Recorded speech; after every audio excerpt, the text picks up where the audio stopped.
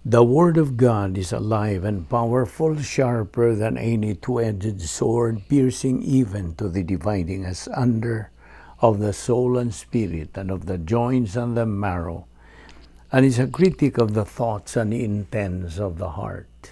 All Scripture is God-breathed, and is profitable for doctrine, for reproof, for correction, for instruction in righteousness, that the man of God might be mature, thoroughly equipped unto all good works.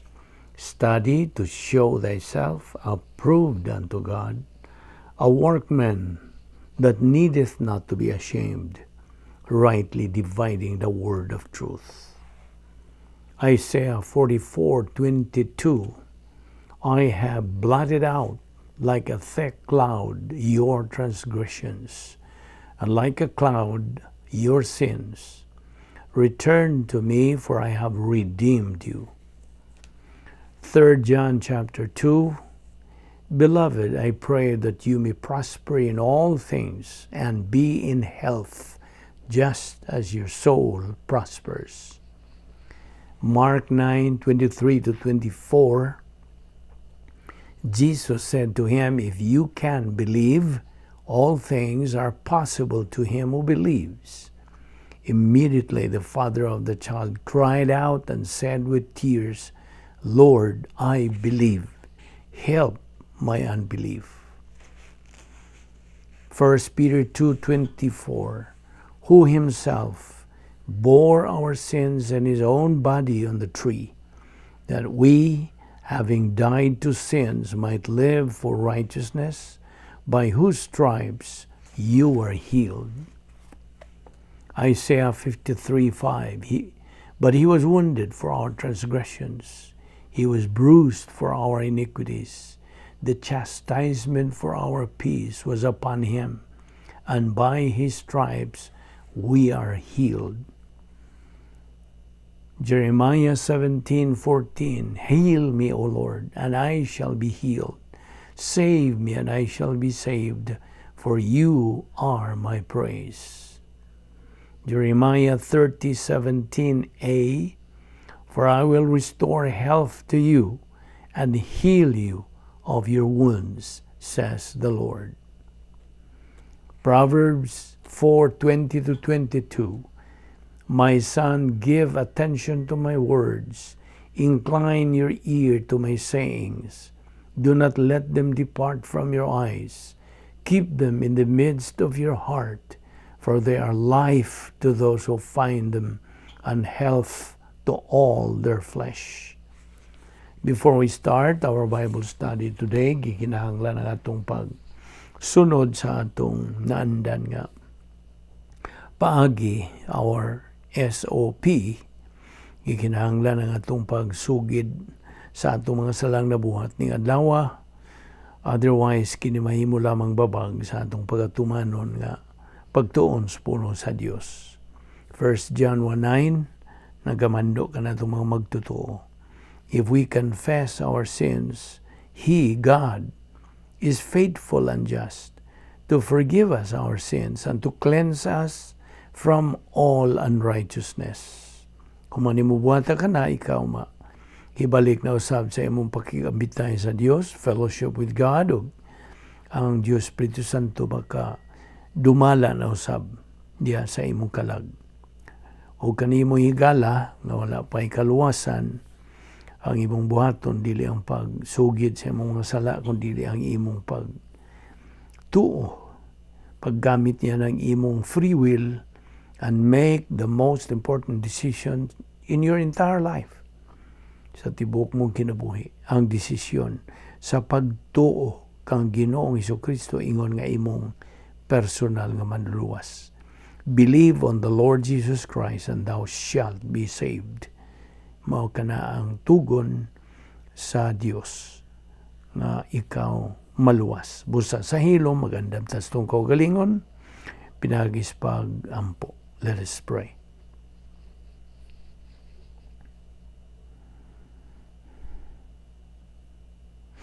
Wala na mo nga Dios, nagapasalamat kami kanimo sa imong pagdala ka namo nining dapita sa magkaunsa pa aron kami makapadayon sa among spiritual momentum, pagpakaon sa among tagsa-tagsa kakalag, ingon nga imong mga anak, pinagis pagtuon sa imong balaang pulong. Salamat o Dios sa mayong panglawas nga imong gihatag kanamo, lanti pang among pangisip, kining tanan gumikan lawan sa imong kaluoy, imong gugma, imong kortesya o imong grasya. Dili kami takos, bisan gani yung pagpakabuhi, panikaw, nagmatinumanon magayog ka sa imong mga saad nga ni kanamo ug mao nga imo pa kaming gipabuhi aron kami makapadayon sa among pagtubo diyan sa imong grasya kahibalo kang Ginoong Jesucristo aron kami makakabot sa among tumong nga maong espirituwal ng pagkahamtong nga diin anha na ikaw mahimaya ug umani kami karon pinagis pagtudlo kanamos balang Espiritu Santo kining tanan among gipasalamatan sa ngalan ni Ginoong Hesukristo.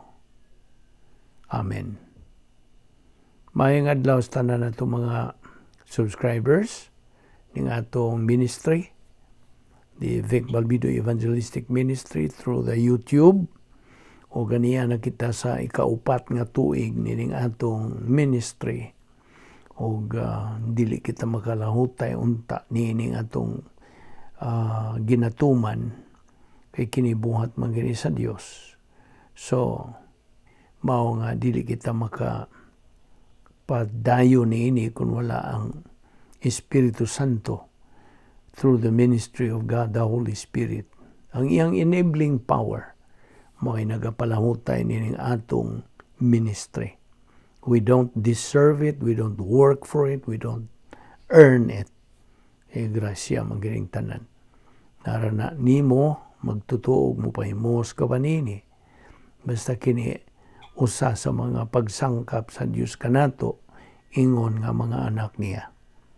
So, should we want to grow up spiritually and then reach our goal, which is spiritual maturity, the capacity stage in life, then anara kanimo pinagis paggamit niya ng imong kabubuton nga mopahimos nining mga kasangkapan nga andam naman kini sa Dios kaniadtong wa pang tanan, wa pa kita maluwas giandam na niyang daan kini. O sa diha nga kita naluwas na din nana. It's already set up in eternity ang atong panulundon ingnon ta sa in English inheritance, and we can receive our inheritance intact dito sa eternity with God kung kita makatuman sa mga paagi unsaon nato kini maangkon. Hangtod na sa hangtod kini inheritance. Okay.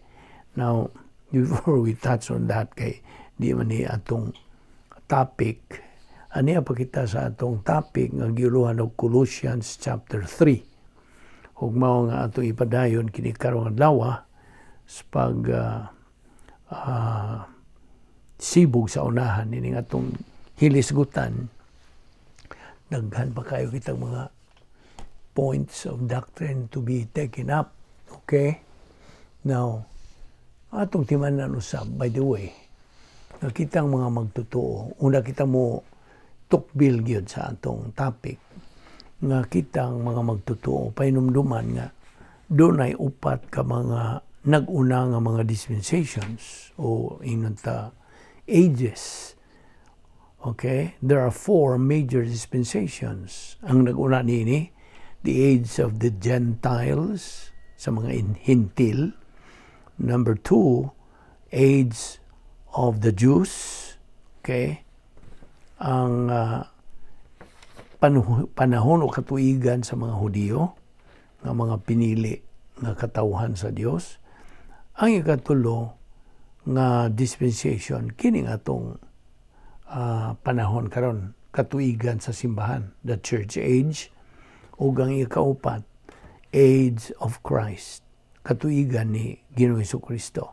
So kung balikon, Gentiles, Jews, Church, and Christ. Kita ang mga magtutuo nini atong panahon karon katuigan sa simbahan, ang tanan nga mga magtutuo, makarnal ba siya o ma-espiritual, sakop na sa harianong panimalay sa Dios.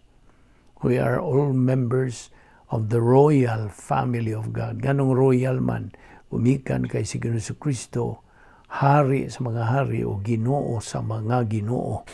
Mao nang nahimo kitang royal harianon.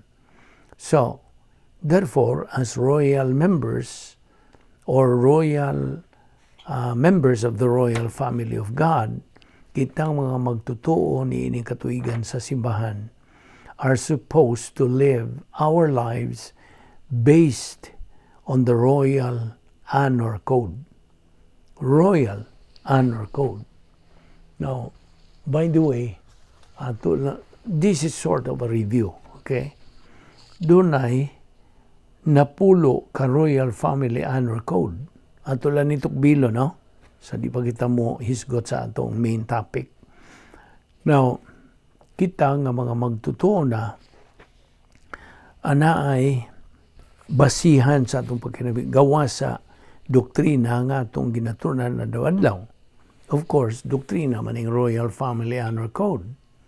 So, ako lang nilakbitan kining Royal Family Honor Code nga mo ay atong sumbanan, patukuranan sa atong pagkinabuhing Kristohanon. Nag-una niini, respect the privacy of the royal priesthood. Nga atong tahuron ang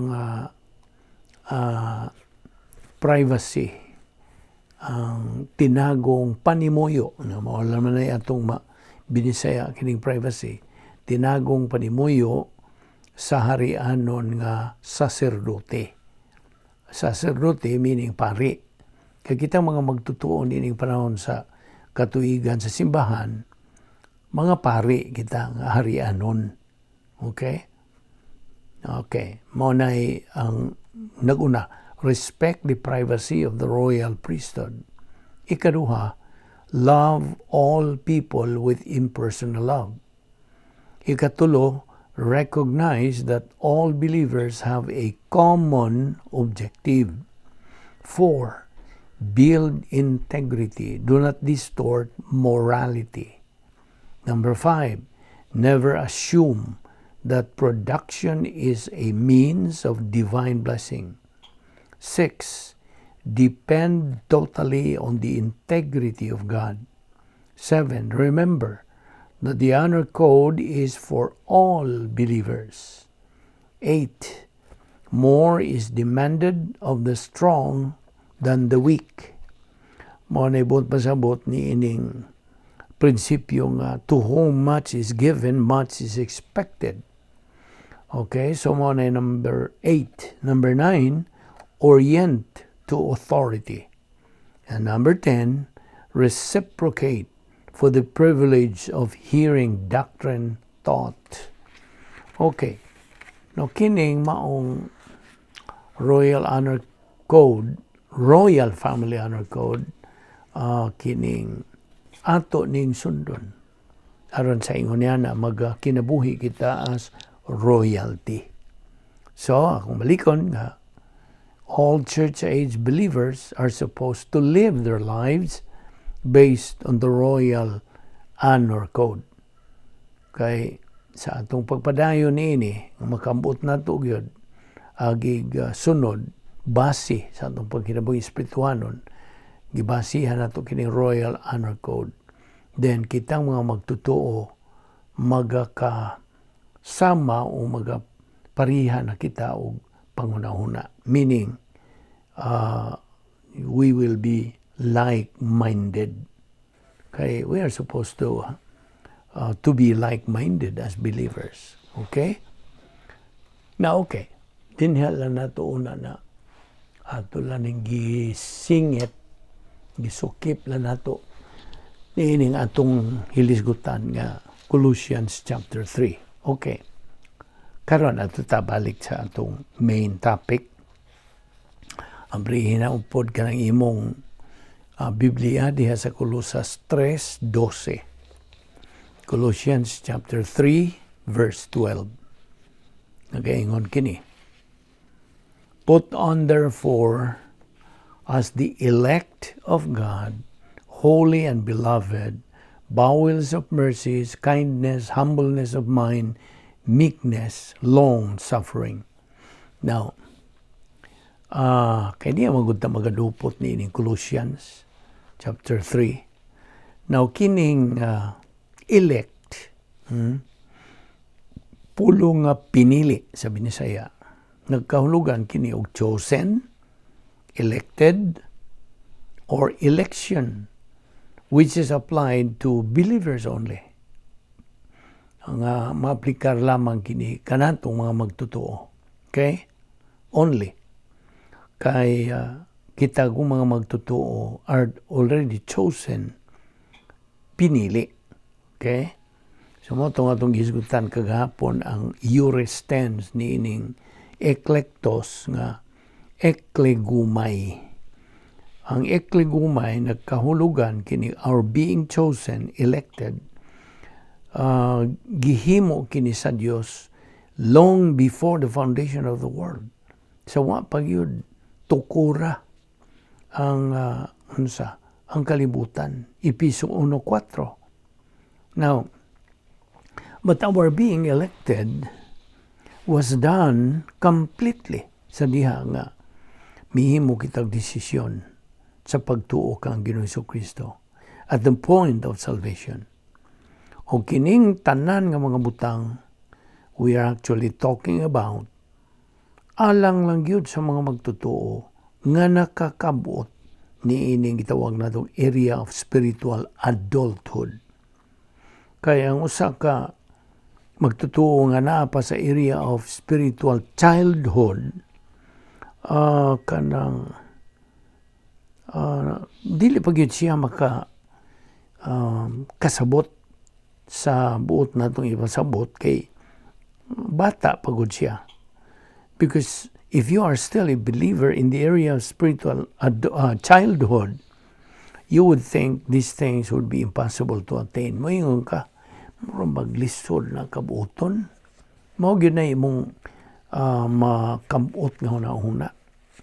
Nga which is dili po na kanang tinuod. Kaya napamagod siya sa area of spiritual childhood. So hinumduman nato kanunay nga whatever we decide in life, kita ra gyud ang manubag. Muna atong prinsipyo na. We are the ones answerable, responsible, and accountable for any decision that we make. Nobody else. Okay? Karon adto ta sa Colossians 3:12. Okay? O atong balikon ang kanang maong bersikulo. Ang gisgutan diha, election and predestination. They go together. They go together in tandem. Now, adto ta karon sa Hebrewanon 11 versikulo 6. Without faith, it is impossible to please God. Tinoon gyud. Now, dihas 1 Timoteo 2:4. Nagaingon kini, bahin kini sa kaluwasan, who will have all men to be saved and to come unto the knowledge of the truth. Di ba nina? Nga bersikulo. 1 Timothy 2:4. Now, Ephesians 1:3. Bantayin niya kay magtabok-tabok tag mga bersikulo. Sa Episo, Kapitulo 1, versikulo 3, God who blessed us with all spiritual blessings in heavenly places in Christ.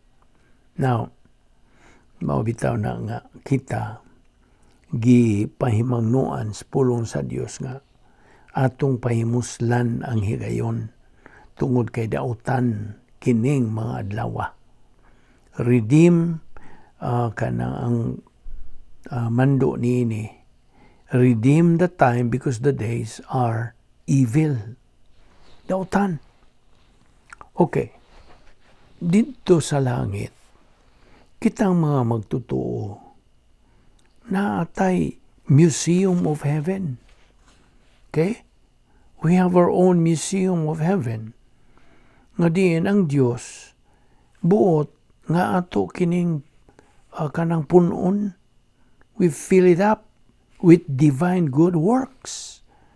Mao ni nga pabuhaton kita kanang sa mga Diyos nun nga mga binuhatan, divine good, nga atong puno na to, kining maong museum of heaven with divine good works.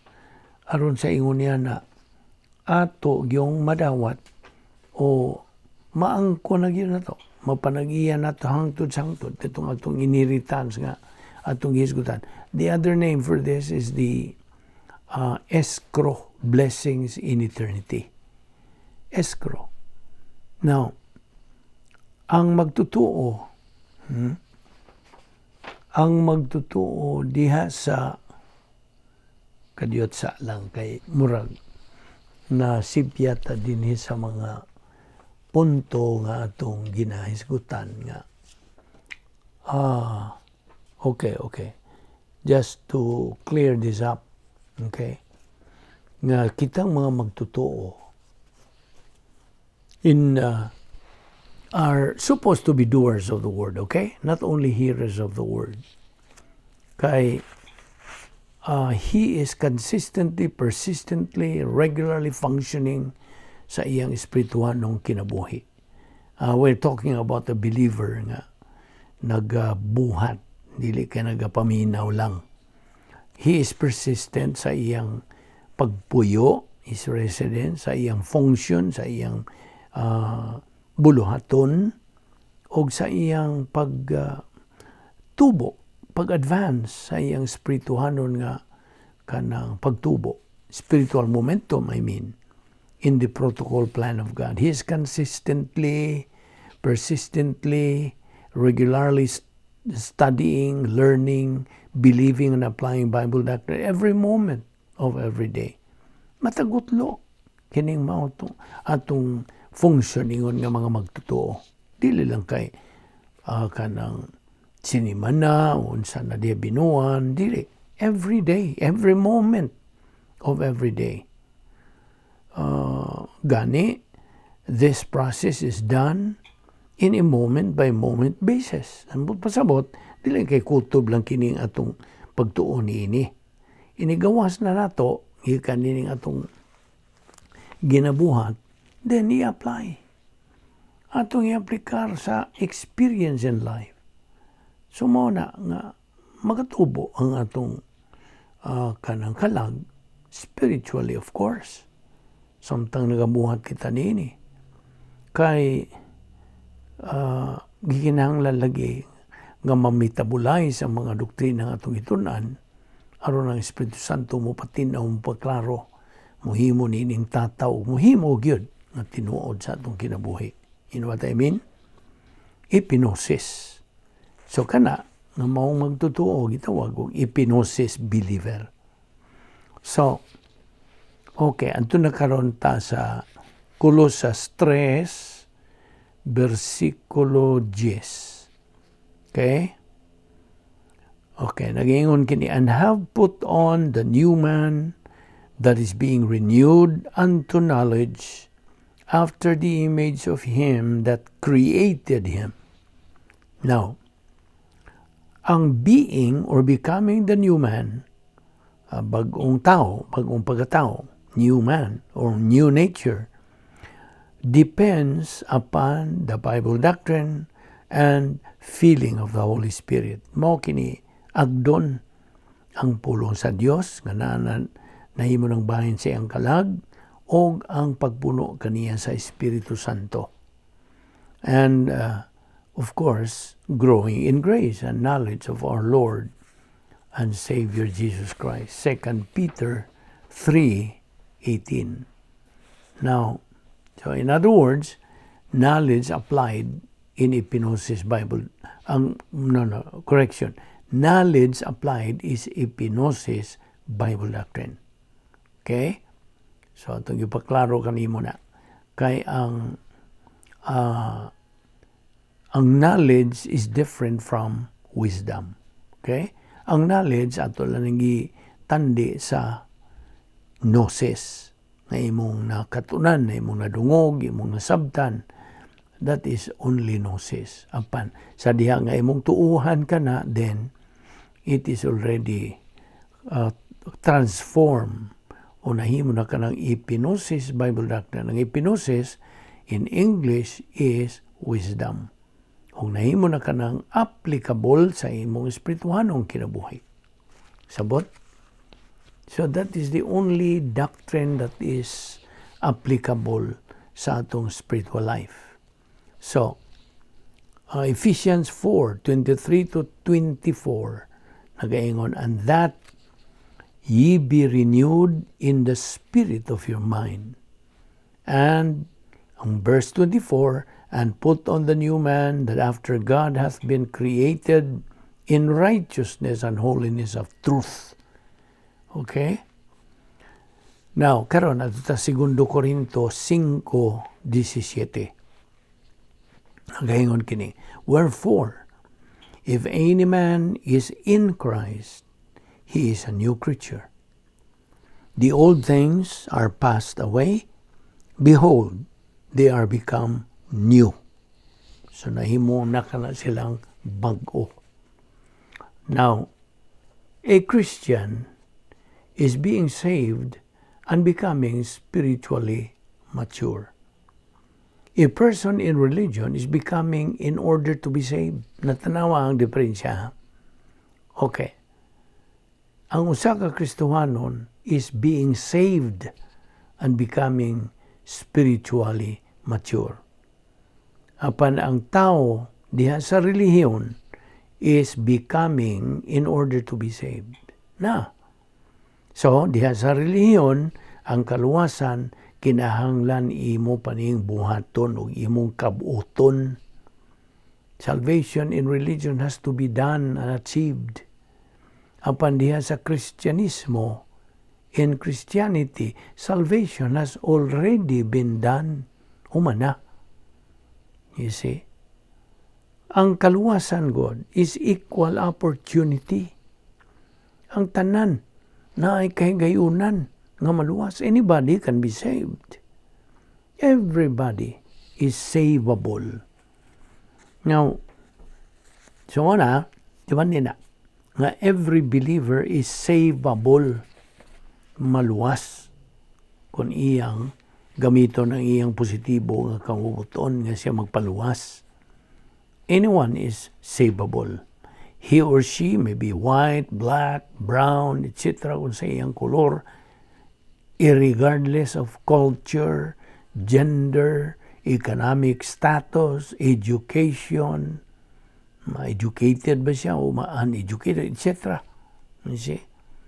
So, anyone is savable. Again, Colossians 3, Colossians 3, nagaingon usab, if ye then be risen with Christ, seek those things which are above, where Christ sitteth. Now, ang pagkapili o pinili, election, sa ato nang gihisgutan, kini pagpakita sa pagkamakagagahom sa Dios. This is the expression of the sovereignty of God. Long before the world existed, long before anything existed. Just imagine, kining eleksyon ba? God the Father had willed iyang kabubuton, the best for you, alang kanimo magtotoo. Mao na iyang kabubuton, nga maimo ang kanang the best for you. Pangutana, did God already know who would believe in Christ and who would not believe? Of course. Of course. Naibawaan na sa pagka-omnisyente sa Diyos. Yes, God's sovereignty and omniscience already knew in eternity past. Sabtag yun na. Now, so atong balikon to quote again 1 Timothy 2:4, who will have all men to be saved. Okay? And to come into the knowledge of the truth. Di man ang tanan nga mga magtuto, kitang tanan, elected. pinili. Ephesians 1:4. Okay? So, mga ng Colossians 3:12, nagaingon na usab, put on therefore as the elect of God, holy and beloved, bowels of mercies, kindness, humbleness of mind, meekness, long-suffering. Sa katuning election, pagpadayag sa kabubuton sa Dios ngani kanato ever since we were elected. Okay? So Ephesians 1:4 and 5. Versikulo 4, according as He hath chosen us in Him before the foundation of the world, that we should be holy and without blame before Him in love. Okay? Verse 5, having predestinated us unto the adoption of children of Jesus Christ to Himself. Akong balikon, na misquote na to. Having predestinated us unto the adoption of children by Jesus Christ to Himself, according to the good pleasure of His will. Kaya binimo, ang hinungdan ngano nga naidaghang mga tao nga kanang ilang kanang dili sila moangay sa Biblia. The reason why many people hate the Bible is that sa dihang ang pulong sa Dios nagaingon nga kita mga makasasala and our failures and weaknesses are revealed or exposed. Di sila moangay niya na. People don't want to be convicted, to be exposed by the Bible. Mahalata man ang ilang tinuod nga kahimtang, you see. Mauna, they hate the Bible. Nung ka ba niya itong RAM chip o ang pram chip? RAM chip, read-only memory, na dili na mausap, cannot be changed. Ang pram chip will not change but programmable. Kini pasabot niya ng mga record sa matag kinabuhi sa matag tao. The records of every person's life. So, morning, ang Diyos God, ada siya'y dikrito. Morning, gitawag nato sa English of divine decrees. Unsa man yung divine decrees? Kini is the sum total of God's plan for the human race. Sum total. Ang buta sa matag unahunas tao, matag desisyon sa tao, matag lihok sa tao, naibawaan kining tanan sa Dios. Sabta gina. Naibawan. Apan, nagatugot ang Dios all of this as time goes in history. Gitugutan sa Dios. Unsay una-unaon, unsay desisyonan, unsay lihokon sa tao. Apan kini nahibaw-an tanan sa Dios. This is tolerated by God in relation bahin sa angelic conflict. Ninomdom ko ba sa angelic conflict? Gubat nga espirituhanon nga tunggi atubang. We are waging this full-scale spiritual war. Okay? Apan kining tanan lagi tugutan kini sa Dios in relation to the angelic conflict. Kasi panahon nga magnegatibo ang tao, dili siya musanong sa kamaturan din mauna. Naipamtang ang Dios kaniya because He is perfect justice. Sabot. Ang paninumdumi. Ang Dios perfectly knows all of these things nga itong isgutan. Man's thoughts, decisions, actions, unsa ning ilang mga pamuhaton sa etc. naibawaan sa Dios. Ang tao ramang God is the only one who is answerable, responsible, and accountable sa tanan niya nga himuong mga desisyon. Walain. You see? Kapila na yun ako, balik-balika. Ikaw ra, gyud manubag. You are accountable You are responsible and answerable. Now, why bisag kinsa ang mabasol? No one's to blame for your failures and for being a loser. Ikaw ra gyud. Except you yourself. Gusto? Kaya ang mga pildiro, God, ilang ipili to be losers. Losers chose to be losers. Nga naman, they are ignorant. Sabot ka? Ignorant of what?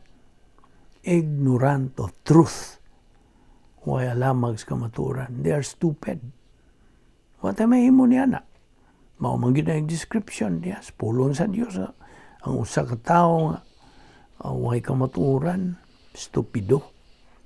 Now, unsa may nato na po ning balik ko ni nga kini kong mga stupido nga mga tao nga why kamaturan. Mga tao ni silang gipasabot. Ha? Kini mga tawhan na makasabot. Gipasabot. Apan di gyud mo sabot. Mo na descriptious tao nga stupido. Sabot ka? Akong balikon. Ang tao nga makasabot, gipasabot. Apan di gyud mo sabot. Na mao na ang description ng tawhan na he is stupid. Idiot. Now, apan sa laing bahin, ang mga mananaog, winners, chose to be winners because they are wise. Wise of what? Wise of truth. They are winners.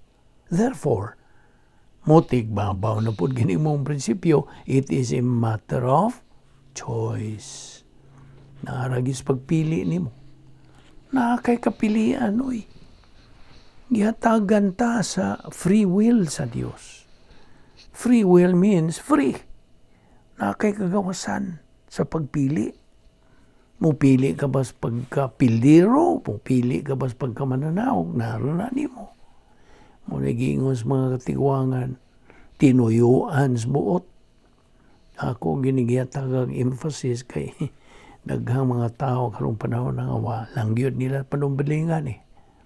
This is the truth. Mao ni ang tinuod gyud. See? So if you want to become a winner, use the kanang positive pole sa imong kabuton. Nga mo yung kago.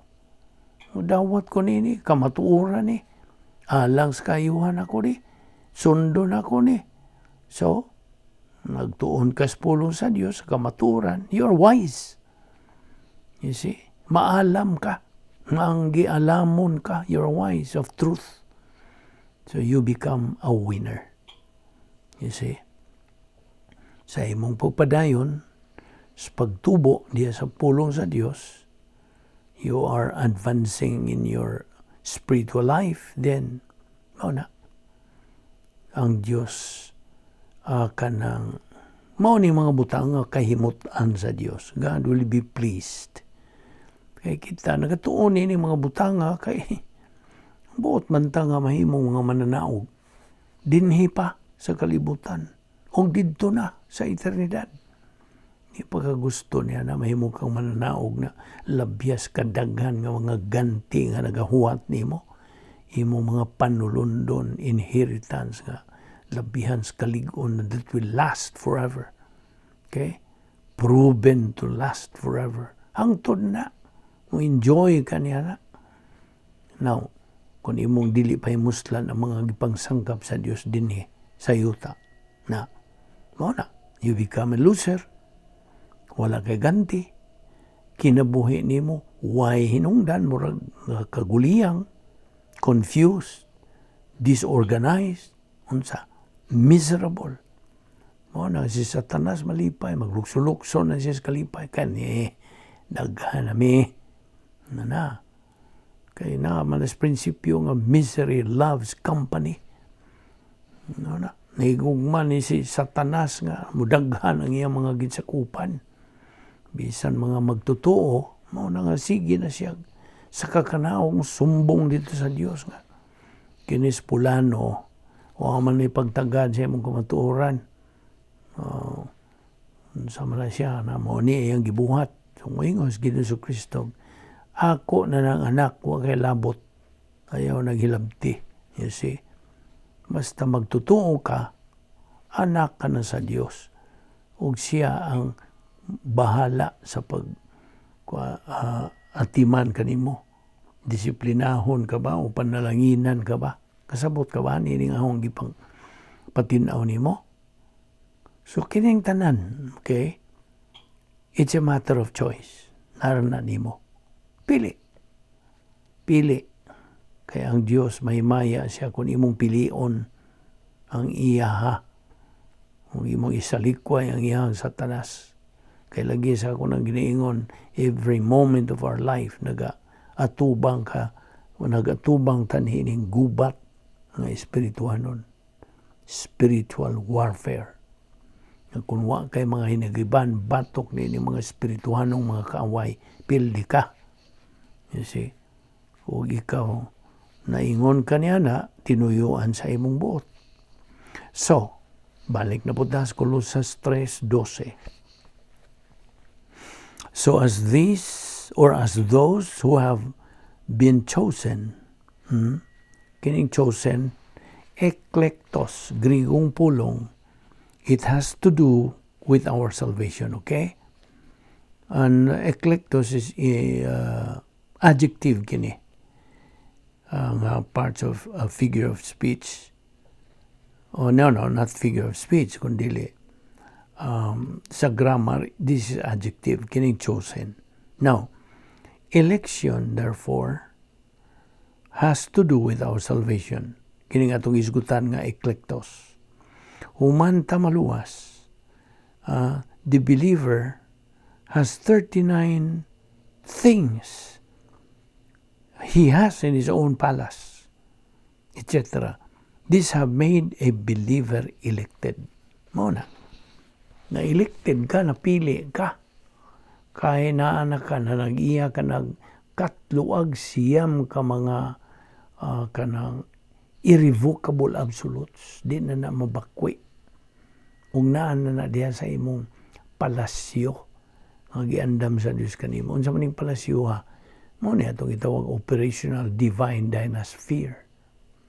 Now, election, okay? Muna election. Adto tas predestination. Unsa maning predestination? Kining predestination provides equal privilege and equal opportunity. God provides all the assets, tanan nga mga kasangkapan. Gisangkap kining tanan nga ni kanato aron sa ingon niya nga anyana kita maka kanang tuman sa kanang execute sa iyang plano sa atong kinabuhi. We will be able to execute His plan for our life. Okay? Ephesians 4:1. Ephesians 4:1 again, on wherewith ye are called, kanang called diha is election. Okay? Tinawag. Now, by the way, unsa man mga gitawag og invisible assets nga gisangkap sa Dios kanato. Well, dunay upat ka mga kategorya kini. Na gitawag og primary, na secondary, na kanang personal assets o kaning unique. Okay? Okay, unsa man ning primary? Well, ang primary category mao kini gitawag og escrow. Unsa man ning escrow? Kining escrow kasabutan kini nga mopalit kinta ka og usa ka kanang katigayunan butang ta imong paliton kana unya ideposito ang imong bayad niini ngadto sa depositary. Okay, i-deposito na hangtod nga matungan nimo tanan nga mga kasabutan. Okay, di terms niining imong pagpalit yan ang usa ka butang o katigayunan baron. Sa diha nga imo nang ma-accomplish o matuman ang mga terms o mga kasabutan bahin niya na, then mahimo na kadtong maong imong gipalit nga kanang mga butang. Mao ni escrow. Dinhi na sa Amerika tinuod na. Okay? Escrow. That is the primary category. Escrow. Unya ang ikaduha nga ubos niling primary, gitawag og computer assets. Mao to ingon natog RAM chip ug PRAM chip. Ang RAM chip, read-only memory. Ang PRAM chip, programmable read-only memory. Okay? So, mo na primary. Now, ato ta secondary.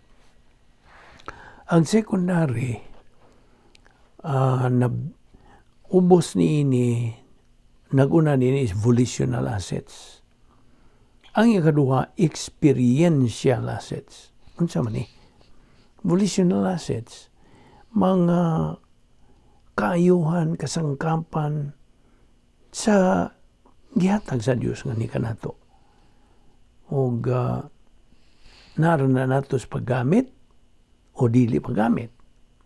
O niya yung ikaduha nga secondary sakop ni ining secondary category mao ning experiential sa aton na bang kasinatian sa kinabuhi. Narapon na nato mupili bata o dili. Okay? Now, ang ikatulo mo kini gitawag og personal or personnel assets.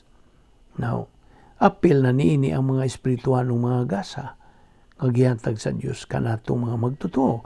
Ang tanang magtotoo gihatagan og spiritual na gift at the moment of salvation. Okay? Ug kana imo lang nang maalinggatan, you will realize nga naa di ka niya ng maong espirituhanong gasa sa diha nga ikaw nagatubo na espirituhanon. Dili man nimo maalinggatan kini kuno nga ka magtubo. Dili. So as you grow in doctrine, you're advancing spiritually din. Ana nimo madiskubrihi kining spiritual gift nga hinatag sa Dios, spiritual gift of pastor teacher ba, or evangelist ba, or administrator ba, o missionary ba, uban pa. Spiritual gifts kana. O ang ikaupat nga kategory, itawag na to unique. Unsa man ni, nganong na unique man ni, nganong talagsaon man ni. Tungod sa kanang puyo sa tulo ka sakop sa Balang Trinidad ngan sa atong lawas. Okay? The indwelling of the Godhead. Ang Diyos nga Amahan, Diyos nga Anak, o Diyos Espiritu Santo, nagapuyo din sa atong lawas. At the moment of salvation, mo ni kay talagsaon, mo ni naka-unique, nining maong kategory. So these are the invisible assets. Invisible, hindi man makita. Okay? Primary, secondary, personnel, o unique. Now, ato ning ipadayon ugba. Dili lang una kita kutob karon ang adlaw. O ginaot nga ikaw magasubay gyapon, magasunod gyapon ining atong pagtuon bahin ining Colossians chapter 3. Magampo ta. Amahan namong langit nun, nagapasalamat kami kanimo niining laing higayon sa among pakigambitay kanimo og sa imong mga pulong. Matamis gayud kini higayuna. Dili na mo kini katandi sa bisag unsang bililhon nga mga butang ning kalibutana. This is the highest and the greatest of the things in this life. Imagine nga kini amo maangko ng imong kamatuoran nga maura man ang among madala inigbiya na mo ning kalibutana. Salamat o Dios sa imong pagdugang sa mga kamatuoran nga ni sa among napundonan din ni sa among kalag. Ginaot nga kini mahimong panalangin sa among kinabuhi aron magmalig-on pagyugdugang ang among pagbarog, ang among mga prinsipyo nga among pag tumanon o paggabarugan, di ko na lamang kami sa Espiritu Santo nga mao lamang ang magdadasig sa among kinabuhing espirituanon. Salamat ning tanan, dada kami pagbalik ugma dinhi, ining among Bible study pinagi sa YouTube. Kining tanan among gipasalamatan sa ngalan ni Ginoong Hesukristo. Amen.